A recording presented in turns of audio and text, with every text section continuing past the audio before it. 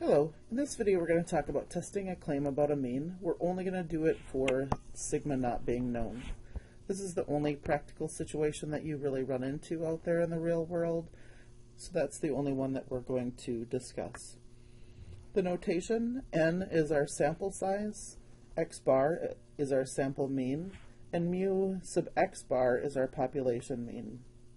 The requirements is that we need a simple random sample, and either or both of the conditions need to be satisfied that the population is normally distributed or that we have an n, a sample size that's greater than 30. Our test statistic, so this is from the t-distribution, so t equals x bar minus mu sub x bar divided by s over the square root of n, and s is our sample standard deviation. What you'll need to show for each hypothesis test: one is the statement of the null and the alternative.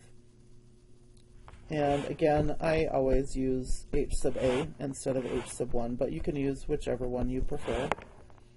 A graph showing the appropriate distribution, the test statistic, and either the p-value or the critical values, and the critical region. A statement of either reject the null or fail to reject the null, and then a summary statement of the conclusion. Our first example, the weight in pounds of discarded plastic from a sample of households is listed in dataset 23 in Appendix B. The summary statistics are n equals 62, x bar, our mean, is equal to 1.911 pounds, and our standard deviation s is equal to 1.065 pounds. Use a 0.05 significance level to test the claim that the mean weight of discarded plastic from the population of households is greater than 1.800 pounds. Our first step will be to write out the claim and its opposite.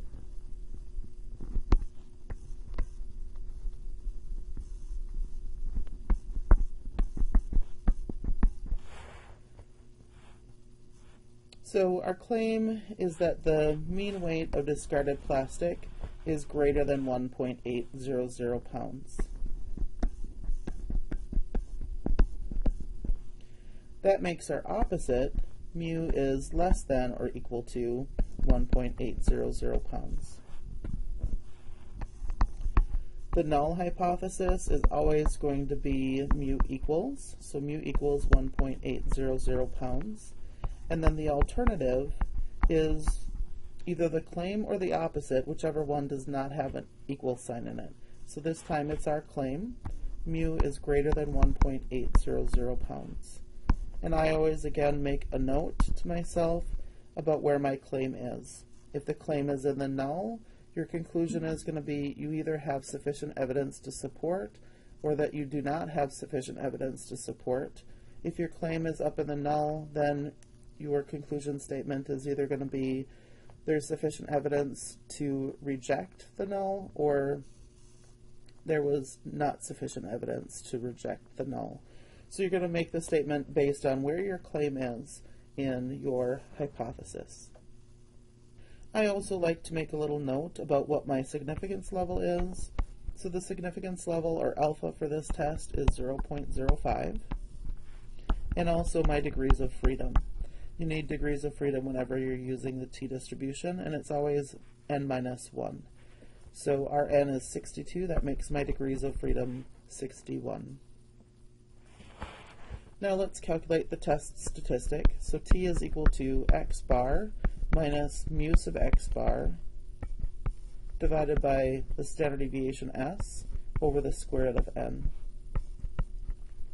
No matter whether you're going to use your calculator to do these or whether you're doing these by hand, you still need to write out this formula and you need to show the numbers plugged into the formula. So x bar for this one is 1.911 minus the mean from the population. This is what we're testing. That's 1.800. And then divided by our standard deviation. And our standard deviation is 1.065 divided by the square root of n, and n for this problem is 62. Again, when you're doing this calculation, figure out what the numerator is, so do that subtraction and hit enter, and then divide by your denominator and make sure you put your denominator in parentheses. When you plug this into your calculator, you should get 0.821. Now let's find our critical value. In order to figure out the critical value, we need to bring up the t-table. So here's the t-table. We had n equals 62, that made our degrees of freedom 61. Our significance level was 0.05. In the t-table, you have either area in one tail or the area in two tails. So you'll use this top row of alpha levels when you're doing a one-tailed test. Use this second row of alpha levels if you're doing a two-tailed test. We're doing a one-tailed test, so we want to use this third row over here, and we had 61 degrees of freedom. 61 is not in the table, so we use the degrees of freedom that's closest, so that would be 60. That gives us a critical value of 1.671.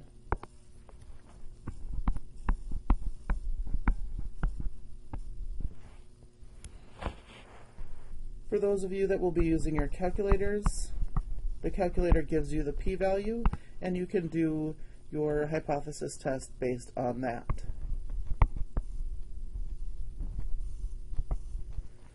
To do this on your calculator, you would push stats, and then you want tests, and then you want t-test. On my calculator, t-test was the second option. And then you'll need to fill in what it'll say mu sub 0. So mu sub 0 would be the 1.800. And then you'll need to give it the sample mean, so 1.911. You'll also need to give it your standard deviation, 1.065, and then also what n is. You also need to choose an alternative hypothesis, and so you'll want to make sure that you have greater than selected. So it'll be mu sub 0, and then you'll have to choose greater than. So once you enter in all of your information, the p-value that you should get here is 0.208. And since this p-value is greater than 0.05, this tells us that we would fail to reject.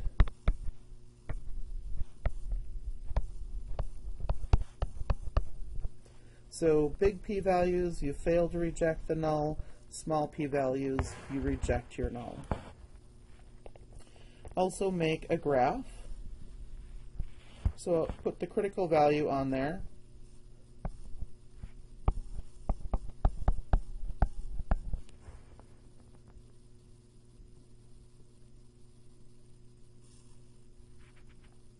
And then you also want to plot your test statistic on there, and so that's pretty close to 0,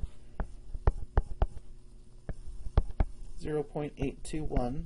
And we see that our test statistic is not in the tail. When your test statistic is not in the tail, we fail to reject our null hypothesis. Even when you're going to use a p-value, I still want you to draw a graph. And here you would put just the areas. And you can label that as p-value, area, and then state what that is equal to. So 0.208. And then you can plot your alpha level on there.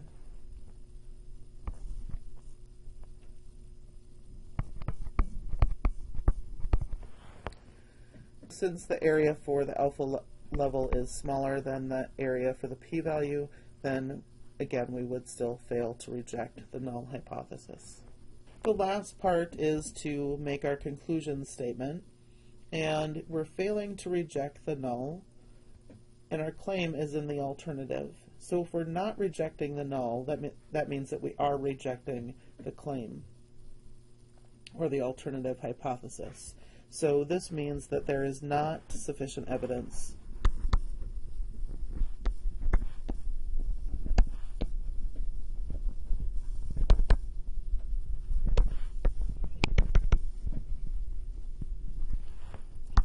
to support the claim.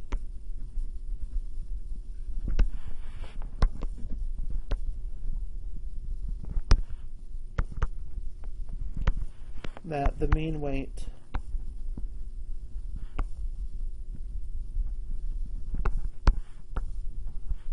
of discarded plastic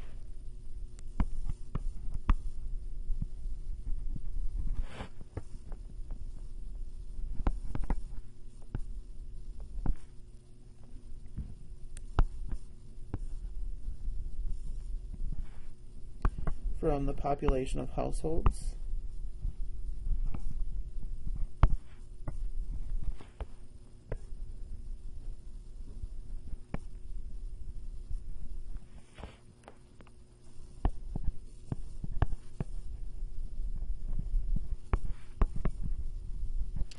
is greater than 1.800 pounds.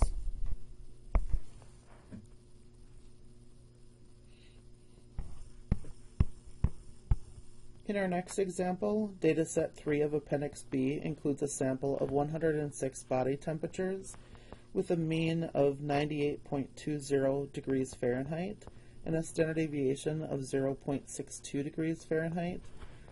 Use a 0.05 significance level to test the claim that the mean body temperature of the population is equal to 98.6 degrees Fahrenheit, as is commonly believed.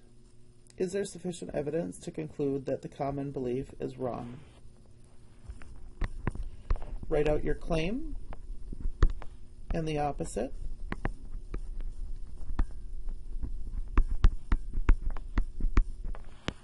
And here we're going to test the claim that the mean body temperature of the population is equal to 98.6 degrees. So mu is equal to 98.6 degrees Fahrenheit.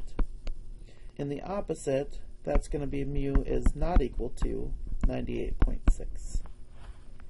Our null hypothesis is the one that has the equal sign, so mu is equal to 98.6, and the alternative is the other one, so mu is not equal to 98.6. Our alpha significance level of the test is 0.05, and our degrees of freedom, 1 minus n, would be 105. Now we'll calculate our test statistic.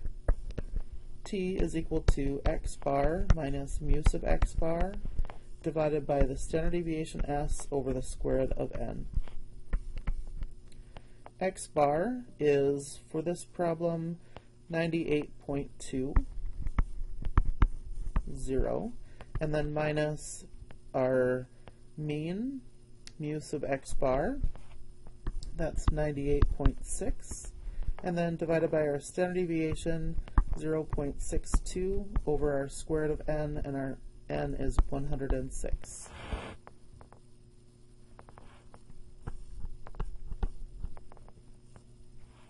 When you plug this in, remember to calculate the numerator, hit enter, and then divide by and put your denominator in parentheses.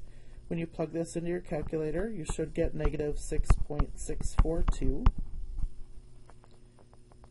And also, if you're going to use your calculator to find p-values,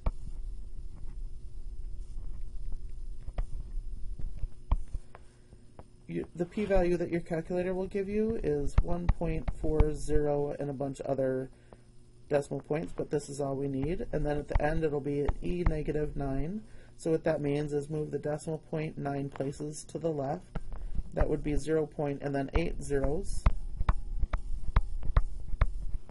140. So that's a really, really small p-value, and that's definitely less than our alpha of 0.05. So because our p-value is really small, we're going to reject our null.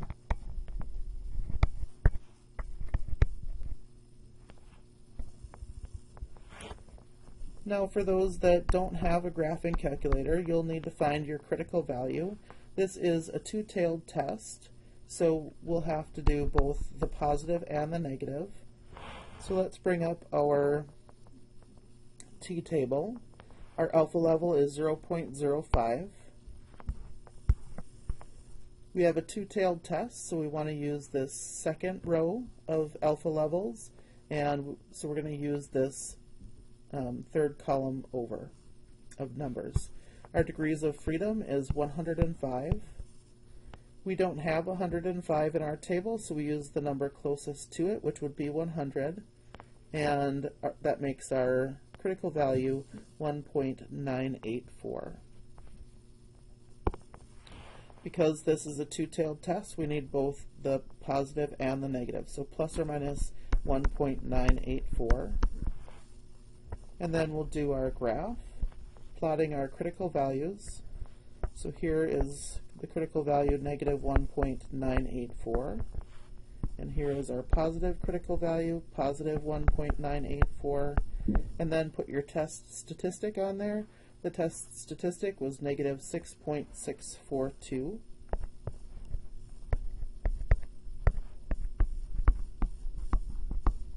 And we can see that that test statistic is falling in this left tail over here, and so that also will tell us to reject the null. The picture, if you're going to use p-values instead. So our alpha level is 0.05, and our test statistic, so the p-value area,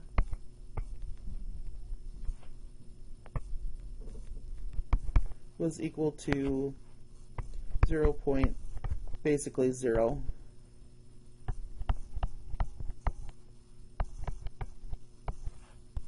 For this one. So the last thing that we need to do is make a statement of conclusion, and this time our claim is in the null. And so either we're going to have sufficient evidence to reject the claim, or we will not have sufficient evidence to reject the claim. Here we are rejecting the null hypothesis, which means that there is sufficient evidence to reject the claim.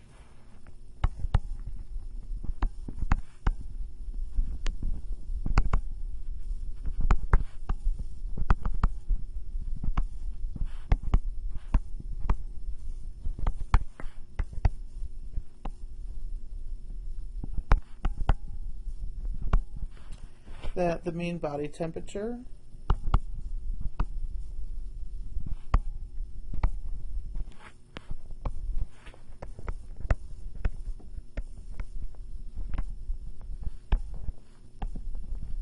of the population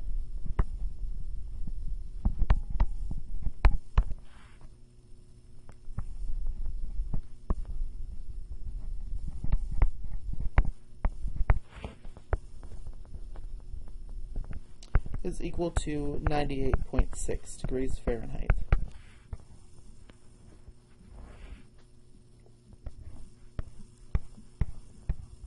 In our last example, data set 15 in Appendix B lists 48 different departure delay times in minutes for American airline flights from New York JFK to Los Angeles. Negative departure delay times correspond to flights that departed early. The mean of the 48 times is 10.5 minutes, and the standard deviation is 30.8 minutes. Use a 0.01 significance level to test the claim that the mean departure delay time for all such flights is less than 12.0 minutes.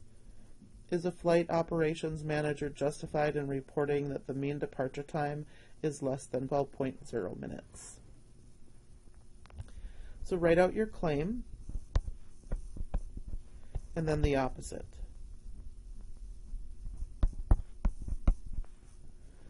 The claim at the 0.01 significance level is that the mean departure delay time for all such flights is less than 12 minutes, 12.0 minutes. So mu is less than 12.0. The opposite then would be greater than or equal to 12.0. our null hypothesis is always equals, so mu equals 12, and the alternative is that mu is less than 12.0. The significance level of this test is 0.01, and our degrees of freedom, 1 minus our n, so that would make it 47. Next, we want to calculate our test statistic. T is equal to x bar minus mu sub x bar divided by our standard deviation over the square root of n. X bar is 10.5 minus mu sub x bar is 12.0. Our standard deviation is 30.8 and n is 48. You should get negative 0.337.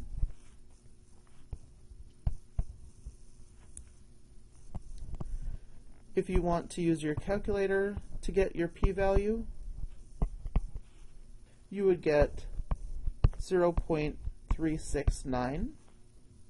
This p-value is greater than our significance level of 0.05. Since the p-value is big, we would fail to reject the null.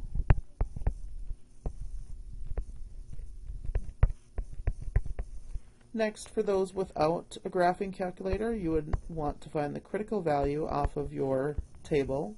This is a left-tailed test, so we're going to want the negative critical value that we find in our table.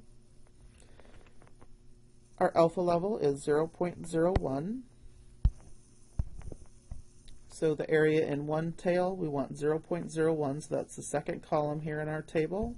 And our degrees of freedom is 47. Again, 47 is not in this table, so we're going to use the value that's closest to it, and 47 is closest to 45. So that gives us a critical value of negative 2.412. So again, you use the negative value from the table because this is a left-tailed test.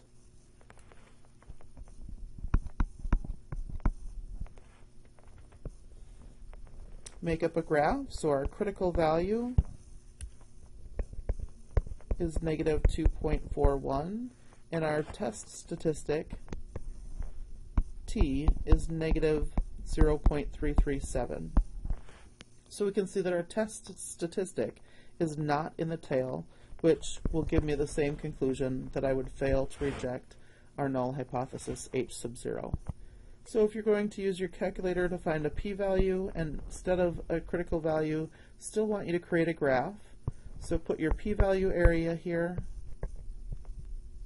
So p-value equals 0.369, and then put the alpha level on there. So alpha area equals 0.05. So the last thing that we need to do is make our statement of conclusion. So let's go back up here. Our claim is in the alternative. You are always making your statement of conclusion about the claim.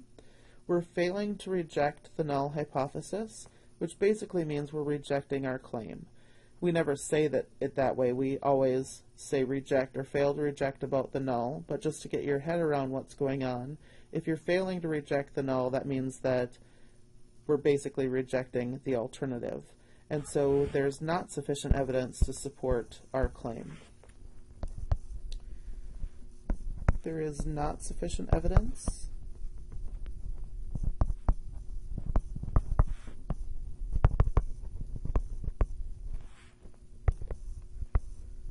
To support the claim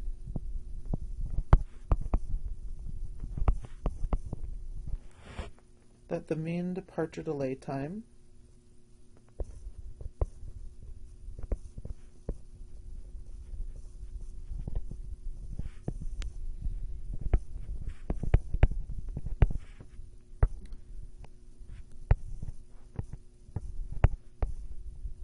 is less than 12.0 minutes.